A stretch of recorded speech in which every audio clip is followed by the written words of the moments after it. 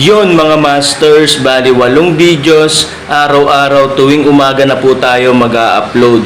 Maraming salamat sa mga solid kong masters dyan na patuloy pa rin na sumusuporta sa aking mga ina-upload na kwento o videos. At sa mga hindi nag-skip, maraming salamat po sa inyong lahat. At mag-iingat po kayo palagi and God bless. Magandang gabi mga masters, bali ngayon po ay 8 videos po ma-upload ko po sa aking YouTube channel.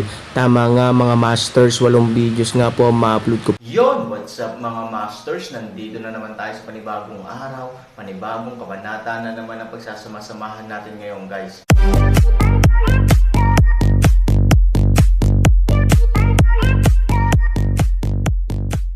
Bali mga masters, kung bago ka pa lang po sa aking YouTube channel, please click the subscribe button, lalong-lalo na po yung notification bell guys, para maging connected pa rin tayo sa isa't isa at maging updated kayo sa mga susunod ko pang video. Bali mga masters, bago natin umpisahan ng kwento ay mag-shoutout po muna tayo para sa mga solid nating tagapakinig. Shoutout kay Noli Procato at shoutout kay Mart Anthony Ronquillo. Yun na nga mga masters, no? Bali hindi na ito patagalin. In 3, 2, 1, let's go!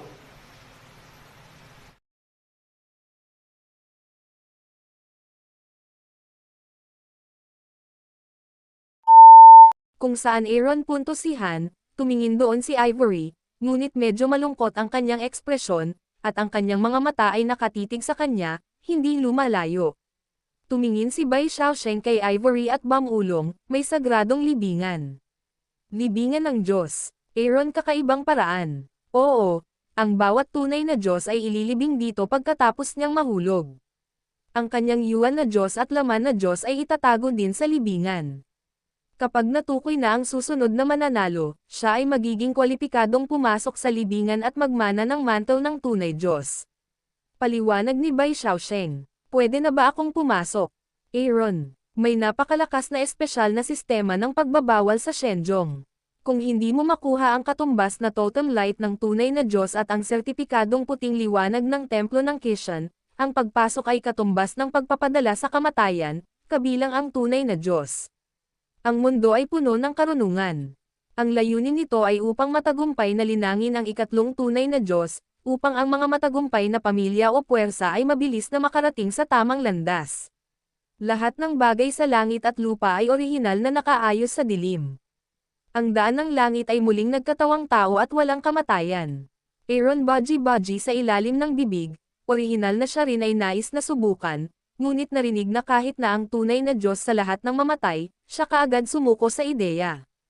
Bagamat gustong makipaglaban ni Aaron kay Zenshan, ito ay higit na kumpiyansa sa sarili at kuryosidad. Gusto niyang makita kung gaano siya kalayo sa kanila. Pero kung mapunta man sila sa lugar kung saan sila mamamatay, hindi pa talaga siya lumawak sa puntong sa tingin niya ay makapasok siya. Sa aklat ng 8 mang-aabuso, ito rin ang lugar kung saan nahulog ang tunay na Diyos, ngunit hindi ito katulad ng libingan ng Diyos. Ang aklat ng 8 mga mang-aaksaya ay higit na isang uri ng pagbabawas ng karunungan at kalooban, at wala itong kinalaman sa lakas. Ang pinakamahalaga ay nang makaalis ako doon, hindi ako umasa sa sarili kong kakayahan, kundi higit sa puso ng Dragon Clan at sa mata ng langit.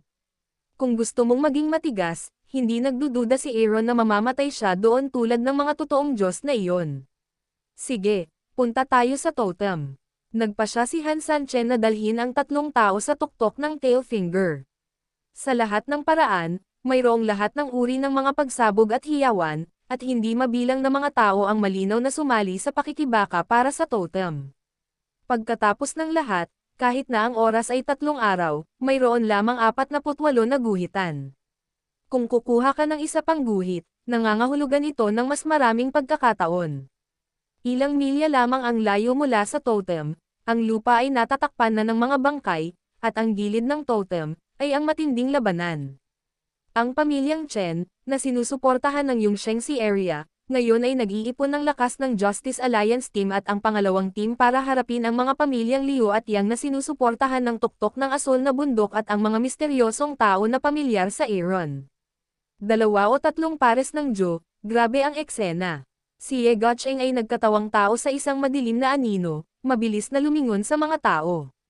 Ilang araw na kitang hindi nakikita. Ang lakas ni Ye Guocheng ay umabot na sa larangan ng pagpatay ng kasamaan. Lumilipad siya na parang langaw. Regalo ng lagim. Ang mga bayani ay lumalabas sa kabataan. Si Bai Xiaosheng sa lawa ng ilog ay hindi maiwasang mamangha kay Ye Guocheng.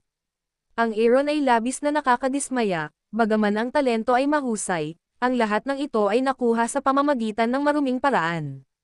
Ito ay tinatansya na walang kakulangan sa pambabola. Mayroon akong maraming mga bagay sa walang kamatayang dagat, para sa kapakanan ng kanyang sariling mga interes, kahit na ang kanyang nakatatandang martial sister ay nagtaksil, ang Aaron ay tiyak na walang magandang damdamin. Tatlong may apelyidong alipin ang naglalarawan sa taong ito at iniinsulto pa ang salitang ito. Hindi nagdududa si Han Sanchen na ang taong ito ay may kakayahan ngayon. Hindi niya alam kung gaano karaming tao ang kanyang pinagtaksilan o kung gaano karaming masamang bagay ang kanyang nagawa. Misteryosong lalaki, ano ang ginagawa mo? Bakit hindi ka tumulong ngayon?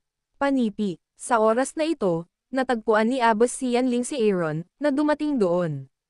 Nagalit siya. Hindi nagmamadali si Han Sanchen. Iniinom niya ng bahagya ang 8 aksayadong aklat sa langit at direktang inakarga sina Bai Xiaosheng, Ivory at Han Nayan sa 8 aksayadong aklat sa langit, upang maiwasan ang maging masyadong magulo ang sitwasyon. Pagkatapos, lumipad lang ang Aaron sa karamihan, na nagpuntirya sa green light totem sa di kalayuan. Damn, may nagnakawan ng totem, lahat tumatawag sa akin. Sa kampo sa tuktok ng asol na bundok, pinalakpakan niyang dingtiyan ang 12 tagasunod sa harap ng patay na mukha at umungal. Itong tanga, maagang kukuha ng totem. Hindi ba katumbas na iyon ang ginagawa niyang target? Tumingin si Abbas Xianling sa direksyon ni Aaron, ngunit hindi siya nagalit. Sa lalong madaling panahon ng digmaan, natural na para sa kanila na mag-atake sa isa't isa at subukan ang kanilang lakas. Gayunpaman, ang direktang pag-agaw ng totem ng Aaron ay hindi lamang mag-aalala sa mga tao sa kanyang kampo na maaagawan sila ng kanilang kredito, ngunit magagalit din sila at direktang umatake. Mayabang na lalaki, hindi ko alam kung tatawagan ko siyang tanga o mas maraming guhitan para manalo ng kredito sa walang kamatayang si Arya. Galit na tumingin si Ye Guocheng kay Aaron. Hindi niya akalain na ang Aaron ay may lakas ng loob na magtanggal ng mga guhit at maging ikatlong puwersa, dahil ang mga guhit ay maaaring ipagpalit at agawin. Kung hindi niya makuha ang suporta ng walang hanggang si Arya, walang silbi na makuha ang mga ito. Kapag pinatay, wala nang natitira. Ngunit kung kukuha ka ng higit pa, maaari kang makakuha ng higit pang mga reward sa immortal na lugar ng dagat. Ito ay tulad ng isang general na lumalabas upang sumalakay sa isang lungsod at mandembong sa isang pool. Sa huli, ang lahat ay mula sa emperador, sino ang makakakuha ng gantimpala mula sa kanya. Gayunpaman, habang mas sinalakay ng general ang lungsod at dinambong ang pool, mas mapapatunayan niya ang kanyang mga pagsasamantala sa militar at makakuha ng gantimpala mula sa monarko. Sa oras na ito, pinigilan ni Ye Guocheng ang lahat ng tao sa kanyang koponan at malamig na tumingin sa Aaron na lumilipad papunta sa totem, hindi ba siya showman? Pagkatapos ay hayaan siyang gumawa ng isang mahusay na trabaho. Lahat, bawal kayong gawin nang wala ang utos ko, sabi ni Ye Guocheng na may malamig na ngiti. Nang marinig ito, hindi rin makapagtrabaho ang pinuno ng pamilya Chen ng Luo Heishan. Siya ay malas. Siya ang orihinal na pinakamalaking pamilya sa ilalim ng utos ng Yongsheng si Arya, at inaasahan lamang siyang ma-promote sa ikatlong pinakamalaking pamilya ng Yongsheng si Arya. Gayunpaman, nang dumating siya sa dulo, hinayaan niya si Wang Wanzi na ibigay sa kanya ang tuktok, na nagpainit sa kanyang puso. Ngayon, kung kukunin muli ng Aaron ang halos lahat ng kredito, ano ang gagawin niya sa kanyang madugong labanan? Hindi ba ito isang malungkot na larawan? Sa oras na ito, ang Aaron, nang ang kanyang sariling puwersa ay biglang nagsimulang gumiling ng mga dayuhang manggagawa, ay nahaharap sa mga puwersa sa tuktok ng asol na bundok. Ang mga tao ay hindi pa lumalaban matatag, hindi mabilang na mga tao ay may isang tibak na may isang kutsilyo ng kulog cut sa ibabaw, Aaron lamang matalo pabalik isang grupo ng mga tao. Sa oras na ito, nakarinig ako ng dagandong. Damn it, son of a bitch, give me my life. Sa gitna ng karamihan, biglang lumipad si Chanlua Kayang sa kalangitan, ang mga taong lumilipad sa himpapawid, ang Iron Palm ay nasa kalahati, isang malaking handprint ang agad na tumama sa Aaron. Malapit na sumunod ang mga feathered na dahon ni Shuang Shen Fu Liuji, at isang espada ang dumating sa langit na may malakas na chi. Boom! Dalawang napakalakas na pag-atake ang dumating sa isang iglap. Ang totem ni Han Sanchen ay daan-daang metro sa paligid at sumabog. Ang mga malapit sa kanya ay naging fog ng dugo sa lugar, nang walang anumang nalalabi. Fuck kayong dalawa. Ang Aaron ay itinulak pabalik ng daan-daang metro at palabas ng totem. Ngunit ang figure ay stable lamang, at muli ang pag-atake ng magkasanib na pag-atake ng dalawang lalaki. Damn it, wag kang magalit. Magiging pusa ako. Galit na sigaw ni Han Sanchen, ang kanyang buong katawan ay biglang nagsimulang gumamit ng Taiyan mental method, at ang kanyang mga paa ay nagsimulang gumalaw ng Taisho na banal na hakbang, na nagkatawang tao na multo, tulad ng frame ng larawan. Ano ito? Anino ba ito? Panipi. Nang tumingin sa Aaron na biglang nawala sa lupa, at lumingon sa hindi mabilang na Aaron, si Tian Luo Chayang Ding Tian ay medyo natigilan. Bagamat siya ang Panginoon ng masamang mundo, nakaranas ng maraming labanan, ngunit hindi kailanman nakakita ng ganoong kakaibang bilis, ang buong tao ay hindi maaaring makatulong ngunit leng in situ sa isang pagkawala. Magsasalita na si Liu Zio, ngunit direktang sinabi ni Yang Ding Tian sa kanyang mga aksyon na hindi ito natitirang anino. Nakaramdam lang siya ng sakit sa dibdib, at pagkatapos ay hindi niya mapigil ang mapa-atres ng 3 hakbang sa ere. Damn it! Hindi yung anino. Galit inumin, makita comrade sa arm na sugatan, Yang Ding Tian direkta patungo sa kamakailang anino direktang pag-atake. Ngunit pagkatapos niyang tamaan si Kenying sa isang galaw, muli niyang pinagdudahan ang kanyang buhay, dahil ang figure ay naging kawalan. Anino yon? Si Yang Ding Tian ay palaging kalmado, ngunit ngayon siya ay ganap na nalilito, paanong kakaiba ang batang ito? Anong kalokohan ito? Kung ikukumpara sa tandang pananong sa ulo ni Yang Ding Tian, si Aaron ay nasa sabik bilang isang bata.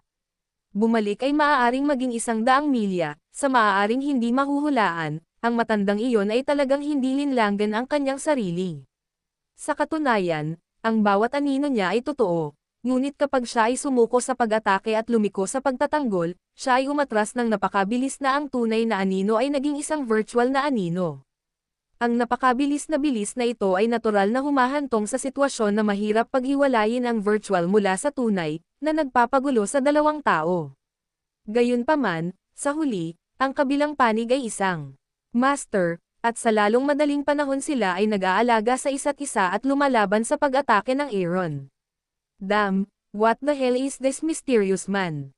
It's okay to jump out of the group. Now he can fight against the 2 masters on his own. Damn, hindi ba katawa-tawa ang misteryosong lalaking ito? Sa pagtingin sa labanan ng 3 lalaki, marami sa mga tao sa kampo sa tuktok ng asol na bundok ang sumuko pa sa pag-atake. Kasama ang mga taong iyon sa walang hanggang dagat na lugar, tumangala sila at nanonood, at labis silang nagulat. Si Ye Gotcheng ay mayroon ding mabangis na ekspresyon. Akala niya ay makikita niya ang magandang laro ng pagbaril sa ulo ng isang ibon sa pamamagitan ng paggawa nito, ngunit hindi niya inaasahan na nagdagdag siya ng ilang heroic na kulay sa Aaron sinadya o hindi sinasadya. Lalo na si Qin Shuang, na nasa tabi niya, ay nakatitig kay Aaron, na labis na ikinagalit niya. Gayunpaman, hindi masamang bagay para kay Ye Gotcheng na magalit. Lumaban, lumaban. Mas mabuting lumaban sa magkabilang panig. Sasamantalahin ko ito. Mang Fo, labanan mo ako, Ye Gotcheng. Paano kita papatayin? Sa gitna ng hangin, mahirap para sa magkabilang panig na hiwalay, ngunit ang Aaron ay walang kaunting bentahe, lalo na sa paglipas ng panahon, kapag ang Taisho Shenbu ay unti-unting na-target ng kabilang panig, ang buong opens iba ng Aaron ay hindi maaaring makatulong sa pagbagal. Dapat nating tapusin ang labanan sa lalong madaling panahon. Kung hindi, kung mag-drug ka, ikaw lamang ang matatalo sa iyong sarili. Fierce One Lock Toyan Heart Method, Aaron Body Gold Fierce Big Flash, black hair din sa isang iglap ay nagsimulang magpadala ng isang malabong pilak na liwanag. Ang bilis ng Divine Step ng Taisho ay biglang bumilis. Hinugot ni Aaron ang Jade Sword at gumawa ng direktang pagsalakay. Kung hindi matalas ang epee, walang kasanayan. Sa oras na ito, biglang naramdaman ni Aaron na ang Jade Sword sa kanyang kamay ay tila ganap na nakontrol, na para bang bahagi ito ng kanyang katawan. Nang ang Aaron ay nasa opens iba, biglang may lumitaw na itim na gas sa dibdib ni Aaron. Para itong usok na lumulutang doon, ngunit nang malapit na ito sa katawan ni Aaron, bigla itong naging matalim na espada at diretsyong dumaan sa braso ni Aaron. Yun na nga mga Siya masters, yun. no? Bali panibagong kabanata na naman yung natapos natin ngayong gabi. Muli, maraming salamat po.